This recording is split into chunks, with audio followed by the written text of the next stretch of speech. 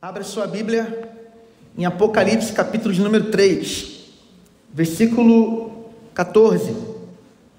Vamos ler até o versículo 22. Carta à igreja em Laodiceia. Vamos ler? Amém? Apocalipse, capítulo 3, versículo de número 14. A palavra do Senhor nos diz: ao anjo da igreja em Laodiceia, escreva: estas coisas diz o Amém, a testemunha fiel e verdadeira, o princípio da criação de Deus. Conheço as obras que você realiza, que você não é nem frio nem quente. Quem dera você fosse frio ou quente. Assim, porque você é morno e não é nem quente nem frio, estou a ponto de vomitá-lo da minha boca. Você diz: sou rico, estou bem de vida e não preciso de nada, mas você não sabe que é infeliz, sim, miserável, pobre, cego e nu. Aconselho que você compre de mim ouro refinado pelo fogo, para que você seja de fato rico. Compre vestes brancas para se vestir, a fim de que a vergonha de sua nudez não fique evidente, e colírio para ungir os olhos, a fim de que você possa ver. Eu repreendo e disciplino aqueles que amo. Portanto, seja zeloso e arrependa-se. Eis que estou à porta e bato. Se alguém ouvir a minha voz e abrir a porta, entrarei em sua casa e cearei com ele e ele comigo.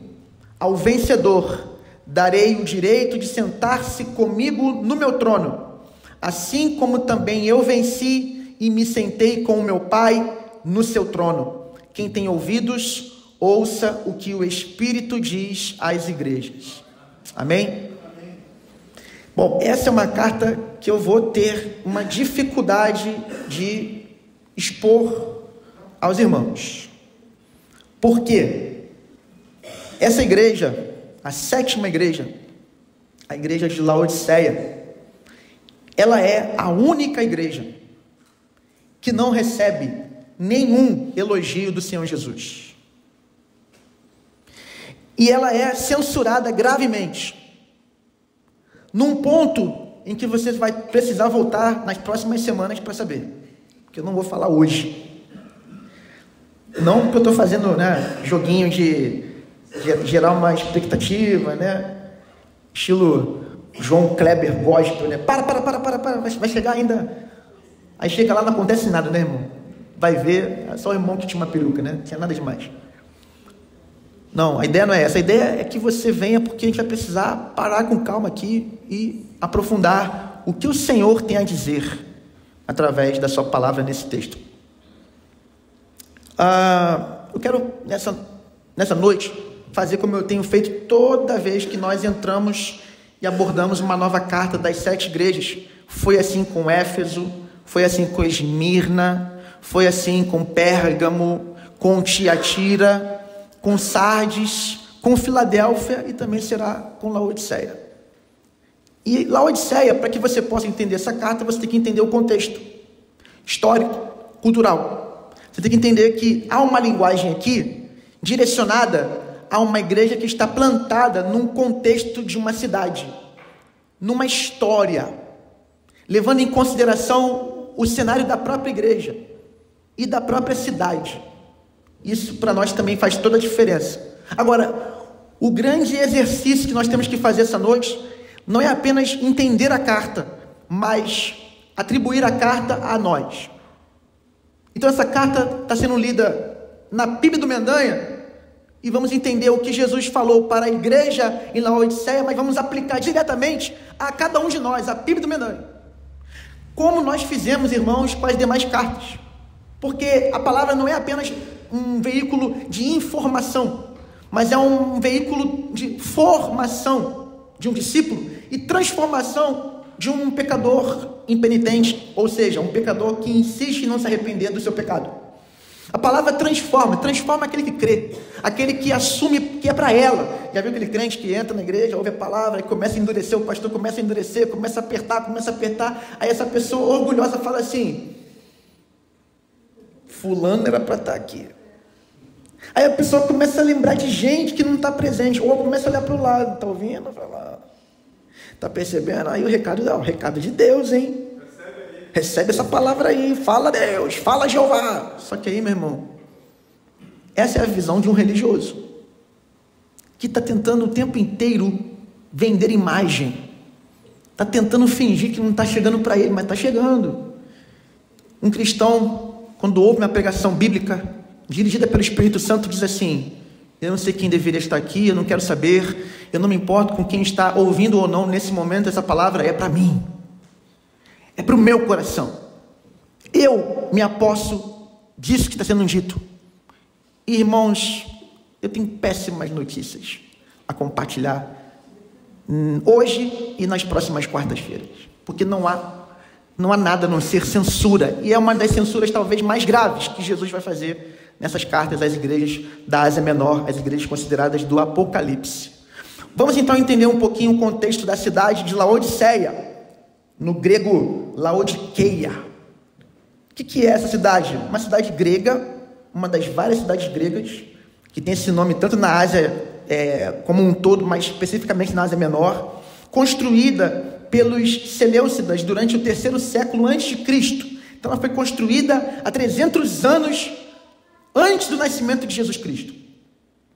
E ela foi designada Laodiceia no Lico, que é o vale do Lico da Frígia, ao norte de Colossos. Então Laodiceia está perto da cidade de Colossos. Você que é crente há mais tempo, sabe do que eu estou querendo fazer referência? Colossos, você lembra de carta de Paulo aos Colossenses.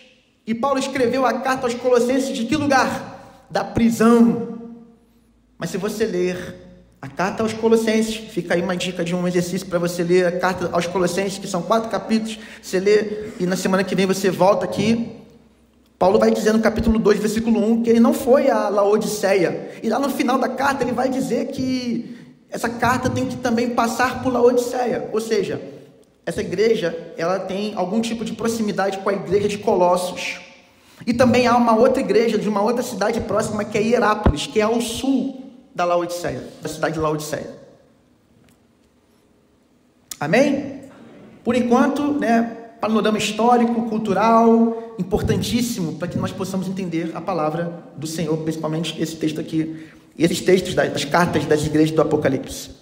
Bom, Laodiceia então fica localizada no Vale do Lico da Frígia, ao norte de Colossos, perto da atual Dum Denizli, ao sul da moderna vila de Goncalves, ao norte da vila de Eiquizá. Está falando essas coisas para quê, pastor? Para ficar registrado e você ter esse conhecimento. Para você saber que a geografia bíblica é muito importante. Você entender a geografia, a história bíblica é muito importante para nós nos situarmos na história de Deus. Estamos falando ali da parte oriente do nosso globo terrestre. Estamos falando da região da Turquia, que tem uma proximidade ali com a Grécia e, sobretudo, é ali também alvo e dominada pelo Império Romano, e na época o grande império, um império que mais durou na história. Aquele império que acharam que nunca ia cair, mas caiu, tanto no Oriente quanto no Ocidente, Bom, a cidade estava situada em um planalto entre 2 pequenos rios, o Asopo a oeste e o Capro a leste. Jesus, quando morreu, ele enviou os apóstolos para evangelizar e para plantar igrejas. E interessante, Paulo vai dizer que não foi a Colossos, como também não foi a Laodiceia.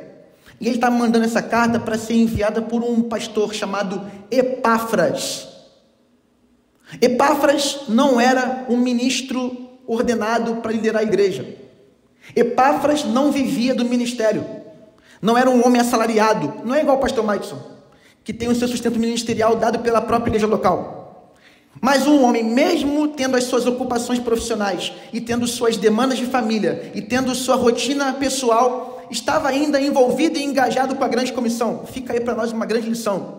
A obra missionária não é cumprida apenas por aqueles que têm um chamado oficial ao ministério da palavra, ou aqueles que assumem um ministério missionário e vão ao campo missionário, porque o campo missionário é o mundo, e se o campo missionário é o mundo, toda a igreja que está plantada no mundo tem o alvo missionário a alcançar pessoas desse mundo. Eu e você, na nossa limitação, mesmo sem ter um profundo conhecimento específico, acadêmico de teologia, o pouco que você sabe pode alcançar um pecador que nada sabe. Nós somos chamados, irmãos, como igreja, para cumprir o ministério da evangelização. Nós precisamos trabalhar para o reino de Deus e fazer discípulos para Jesus e anunciar que Jesus Cristo é o Deus que se fez homem e morreu pelos pecadores, ressuscitou dos mortos, e quem confiar nele e se arrepender dos pecados vai obter o perdão do Pai e a vida eterna, em nome de Jesus. Nós somos a igreja chamada para fora das limitações do templo, das limitações da rotina pessoal. Nós precisamos encontrar na agenda espaço para anunciar Cristo Jesus. Temos que encontrar espaço para fazer o nome dele conhecido. Temos que entender que há uma responsabilidade em nosso coração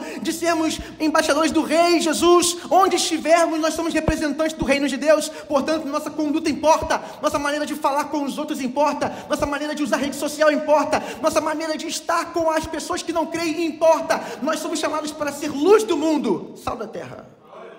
E Epáfras era esse homem, um pastor leigo, não ordenado ao ministério, plantador de igrejas, plantou a igreja de Colossos, plantou a igreja em Laodiceia. E Paulo não teve a oportunidade de conhecer, mas a sua carta foi lida lá. Tem essa referência em Colossenses capítulo 1, versículos 6 e 7.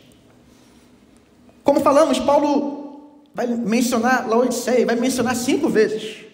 Colossenses capítulo 2, versículo 1, capítulo 4, versículo 13, versículo 15, versículo 16, por 2 vezes. Ele vai falar de Laodiceia. Então ele tinha conhecimento da igreja lá, ele não foi lá, nenhum apóstolo foi lá, mas um homem que tinha senso missionário, que era um cristão verdadeiro. Irmãos, quem esteve aqui no último domingo pela manhã, nós pregamos aqui e ensinamos sobre as marcas de uma igreja saudável. Quem estava aqui de manhã, domingo, ouviu essa palavra? Quem ouviu no YouTube essa palavra? Eu gravei, botei no YouTube. Uma pessoa, ninguém ouviu, mas amém. Alguém vai ouvir depois já, tá bom? Botei no grupo da igreja, mas eu te mando no teu privado, minha irmã, para a irmã ouvir. Eu preciso que toda a membresia ouça, porque uma das marcas da nossa igreja, daqui para frente, é um entendimento bíblico da evangelização. Nós precisamos ser uma igreja que tem uma cultura de evangelização. Irmãos, eu quero que você entenda nos próximos tempos que Jesus Cristo quer salvar pecadores através da sua boca, através da sua vida. Não é só o pastor que vai ganhar almas, não. A igreja ganha almas. Nós ganhamos almas como povo e nós temos essa chamada nesse tempo. Fala de Jesus, anuncia Jesus, demonstra Jesus, ministra Jesus, e eu tenho certeza que você vai ver a obra do Espírito Santo na vida de muitas pessoas que estão perto de você. Não é apenas aquele que tem a ordenação, não é apenas aquele que tem a chamada oficial ao ministério ordenado, consagrado, com os pastores ali entregando uma Bíblia. Não, todos nós cristãos temos um chamado missionário, um chamado para as nações, um chamado para os perdidos. E quando nós amamos o Senhor, amamos a Escritura, amamos o Deus da missão, amamos também a missão de Deus. E quando amamos, irmãos, não nos ocultamos, não nos omitimos, não recuamos, não nos acomodamos. Nós avançamos e cuidamos das pessoas, servimos as pessoas, damos o bom testemunho, e nas oportunidades que o Espírito Santo nos dá, nós falamos com autoridade, com ousadia. Eu creio que nós vamos ter aqui em pouco tempo uma membresia muito cheia do Espírito Santo e motivada pelo fogo de Deus para anunciar que Jesus Cristo salva pecadores e traz vida eterna para aqueles que creem nele. Aleluia! Lembrando, irmãos, que a série Carta do Apocalipse não é um estudo, é pregação. Eu estou pregando para a tua alma nessa noite. Eu quero inspirar você essa noite para você ser uma igreja que não pode ser censurada como Laodiceia foi. Eu estou falando da história da cidade, a igreja naquela cidade. Paulo tem alguma relação com essa igreja.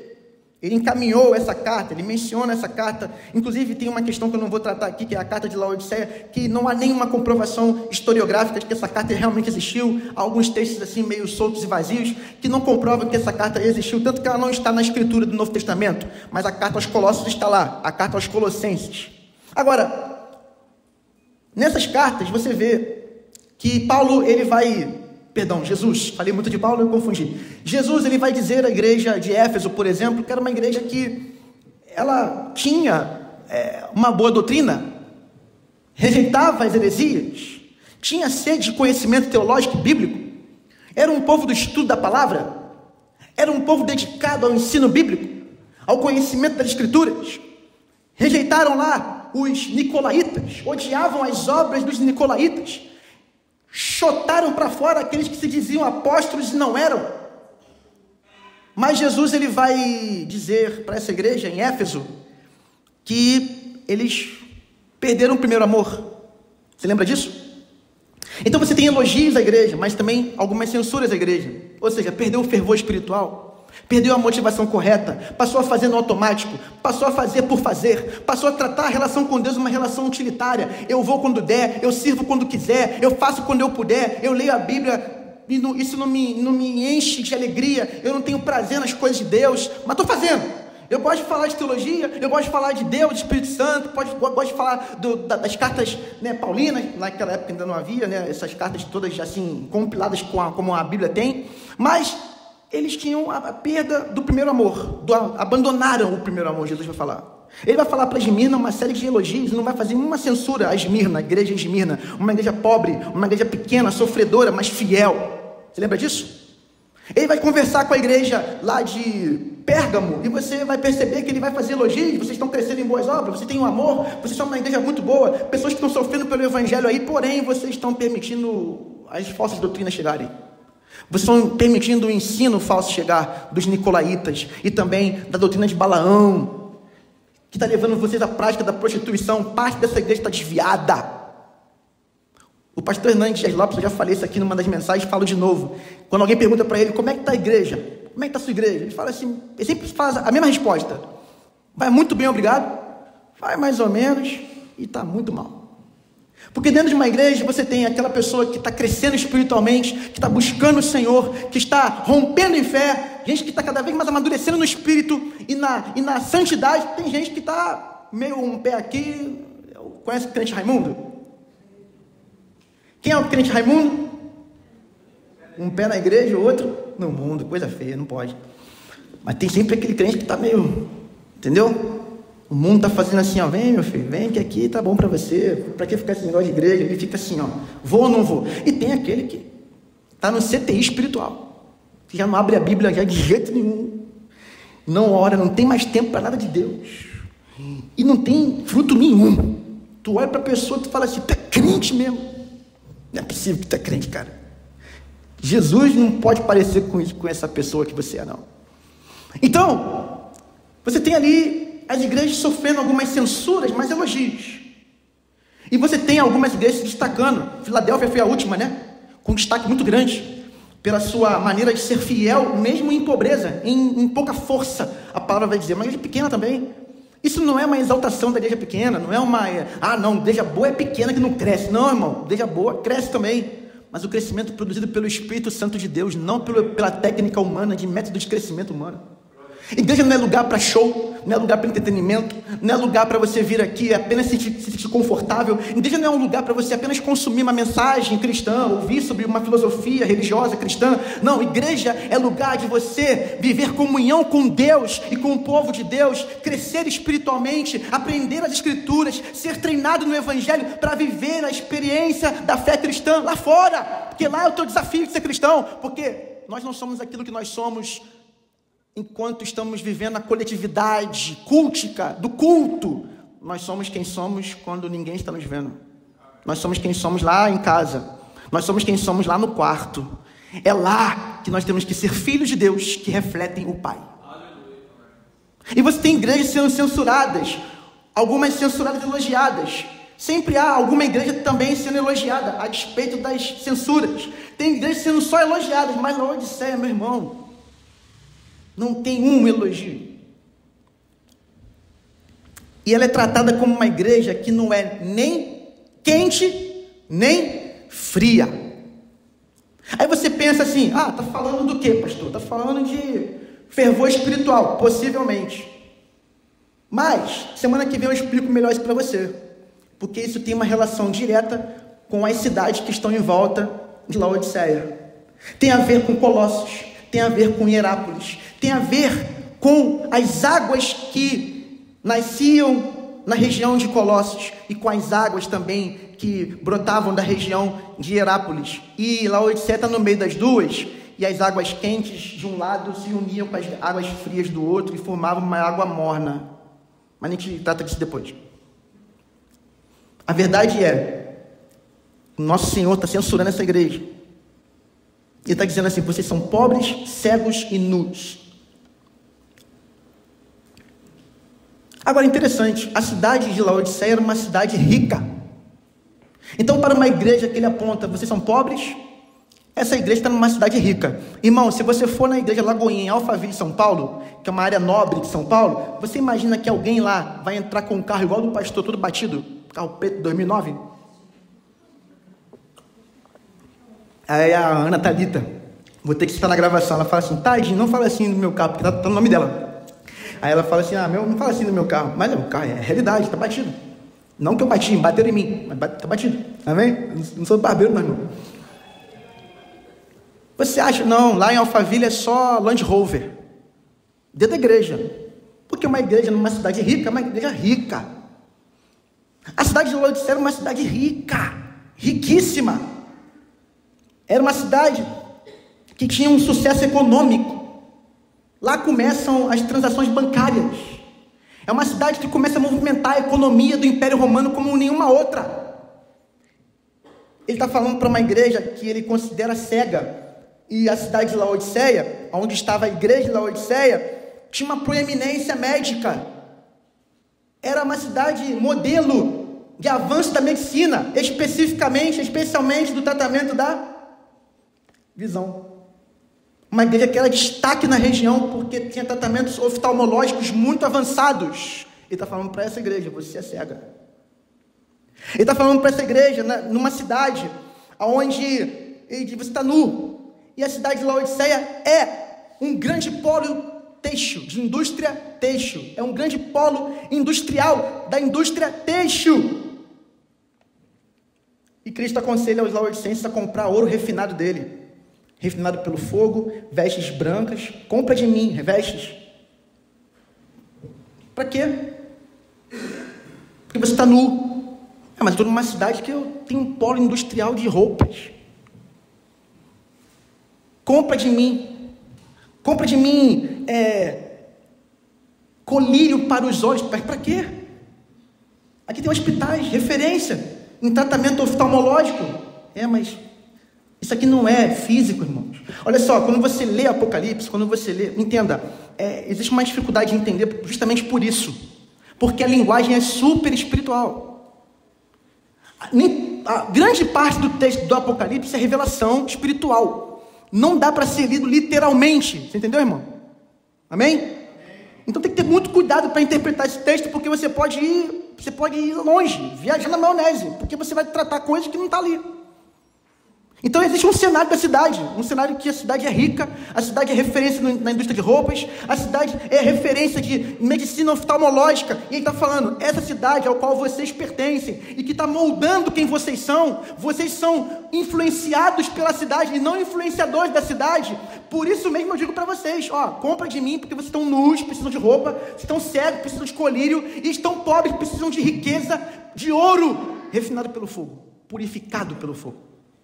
Linguagem espiritual. Bom, para a gente poder terminar essa noite, é interessante porque, como eu falei, essa água em Laodiceia é morna. E você tinha lá uma questão turística muito forte em Laodiceia, como havia também em Colossos e Hierápolis. Só que em Colossos você tem lá essas águas geladas. E assim, você mesmo sabe, quando você está com muito calor, refrigerante resolve, irmão? Você vai beber café quente no calor? Chazinho no calor? Está pegando fogo, 50 graus de sensação térmica. Você vai tomar um chazinho quente. Você vai pegar o quê? Uma água gelada, Ou seja, a água gelada pode refrescar aquele que está passando por calor e tem muita sede. Quando você está muito cansado, está sentindo, as costas estão doendo, está precisando relaxar, tem coisa melhor do que você tomar um banho de água quente? Você sabe que a água quente ela pode relaxar o seu corpo? Quem sabe disso aqui? Levanta a mão. Quem faz isso aqui às vezes? Quem toma banho quente aqui? Deixa eu contar uma particularidade minha. Eu tenho amidalite. E eu tenho um problema porque eu fico gripado com muita facilidade, ao ponto de às vezes fechar mesmo aqui a garganta. Resfriado. eu fico resfriado com muita facilidade. E aí vem sintomas, enche aqui, ó, congestiona, e aí eu fico com a garganta super inflamada. É eu tomar um banho quente e pisar no chão gelado, que já pode acontecer de eu acordar gripado, resfriado, perdão. Então eu sou uma pessoa que quando entrou a pandemia de Covid-19, eu falei, bom, se eu fico resfriado fácil, e muitas vezes é o banho quente, banho morno, eu vou fazer o quê? Tomar banho frio. E aí eu comecei a tomar banho frio, tomei banho frio, irmãos, 4 anos seguidos. Qualquer dia. Assim, no calor é lindo, mas imagina assim, 11 graus. Imagina assim, às vezes eu tinha falta de disciplina. Rapaz, que frio que está fazendo hoje, né? Não tomei banho ainda, né? Vou ter que tomar, né? Não vou dormir sem tomar banho, né? Jovem não faz isso não, né? Jovem não fica sem tomar banho não, né? Nem jovem, nem adolescente, nem homem, né? Ninguém aqui não toma banho. Todo mundo toma banho nesse frio, né? Amém. Vai ficar gravado, hein? Estamos no inverno ainda. E faz frio. Tô de jaqueta não é à toa. Mas eu tomava banho gelado qualquer dia da hora, qualquer hora do dia, do inverno, verão, outono. Mas a água quente, já voltei, né? Voltei à normalidade. Eu tomo banho quente agora, eu quero tomar banho quente. Mas assim, a água quente, ela tem um grande poder de relaxar. Agora eu te pergunto, irmão, para que serve a água morna? O que a água morna faz? Já experimentou beber um café que não está nem quente, nem frio? Se você tenta tomar 2 litros de água morna, toma. Sabe que você vai sentir vontade? Para quem não está vendo e precisa ouvir, né? O áudio que eu estou gravando, eu estou fazendo um movimento com as mãos, e com a mão e com a boca de famoso chamar o Raul, vomitar. Quem bebe muita água morna sente náusea. Náusea é pior que dor. Jesus está falando para essa igreja assim, olha, vocês não são nem quentes nem frios. Vocês são mornos. Vocês não têm nenhuma utilidade. Vocês não têm identidade. Vocês não têm caráter. Vocês não têm frutos. Vocês não têm vida. Vocês não têm testemunho. Vocês não têm nome. A cidade não fala de vocês. Se você reparar, para Sardes, Jesus vai dizer, tem fama de que vives, mas estás morta. Ou seja, a cidade falava da igreja. É uma igreja pulsante, pujante, grande. Uma igreja próspera, culto lotado, show gospel, várias pessoas servindo, o povo com plaquinha dizendo, seja muito bem-vindo, cafezinho com achocolatado e com cappuccino, com aquele negócio branco em cima, eu esqueci o nome, chantilly, e você tem aquela igreja cheia de voluntários, com plaquinha, com colete, e tem um monte de gente sorrindo, e uma banda maravilhosa, e um pastor pregando autoajuda, e o povo dizendo, tem fama de que vives, mas estás morta, porque o Espírito Santo não age ali, porque é só um negócio, porque está movido apenas para exaltar os homens. Isso é para Sardes. Agora, o que o Senhor está falando para Laodiceia? Nem a cidade fala de vocês.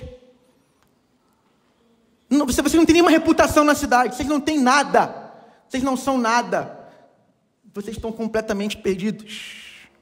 E o pior, irmãos, não sei se você reparou o texto, eu vou parar aqui agora. Não sei se você reparou o texto, mas a igreja de Laodiceia se acostumou a fazer culto sem Jesus estar lá dentro. Eis que estou à porta e bato. Se alguém abrir, eu entro. Bom, se ele promete entrar, é porque ele está do lado de fora. Quem está com você na sua casa? Quem está com você na sua vida? Jesus está do teu lado? Está perto? Está dentro? Está sobre? Está na retaguarda? Está adiante? Está te envolvendo? Tua vida está fluindo? Está fluindo rio de água viva? Você está exalando um bom perfume de Cristo? Cheiro de vida para os que creem, cheiro de morte para os que não creem? Não aplica isso para os outros. Aplica isso para você. Eu aplico isso para mim. Jesus não pode ficar de fora desse meu corpo, que é o templo do Espírito Santo. Jesus não pode ficar de fora dessa igreja. É por isso que nós não abrimos mão de cantar evangelho, falar de Jesus nas canções, orar em nome de Jesus. Jesus é o centro desse culto e Ele é a pessoa que nunca pode faltar aqui. Você pode faltar, eu também. Jesus não pode faltar nunca aqui essa igreja, porque se Ele não estiver aqui, nada faz sentido. Amém, meus irmãos? Nós continuaremos na semana que vem. Termino dizendo só uma coisa: a cidade de Laodiceia é considerada a cidade de trono. Isso tem referência lá no final da carta. e nós vamos aprofundar isso semana que vem. Vamos ficar de pé em nome de Jesus e vamos orar nesse momento. Quem recebe a palavra aqui essa noite, amém? Amém. Semana que vem estaremos juntos e continuaremos com a parte 2.